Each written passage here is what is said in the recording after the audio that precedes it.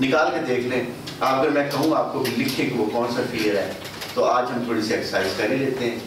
ठीक है जी, चलो। अब आपके पास पेंसिल कापी है, कोई होनी चाहिए, जिनके पास है उनके पास है। मोबाइल के नोटपैड पे लिखिए जी, आप मोबाइल के नोटपैड पे लिख लें। आपने 3 मिनट 4 मिनट आंखें बंद करके पहले सोचना है कि वो मेरा कौन सा खौफ है जिसकी वजह से मैं आज तक तरक्की नहीं कर सका। जहां पे भी आप हैं वहां से मैंने ग्रास ऊपर जंप क्यों नहीं लिया।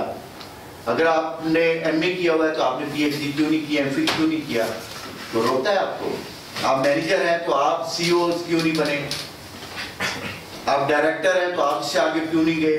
जहां पे भी रुके हुए हैं, इससे मुराद है कि कोई चीज है आपके आगे, कोई दीवार आ गई है जो आपको आगे नहीं जाने देती है। वो जो भी दीवार है उसको आपने लिखना है। वो क्या दीवार है मुझे नहीं बताना, तो आपने अपने पास लिख के कहीं रख लेना है। अगर कोई आप में से शेयर करना चाहे तो आ जाए स्टेज के ऊपर जी। ठीक है, अपनी आईज क्लोज करें, अपनी क्लोज योर आईज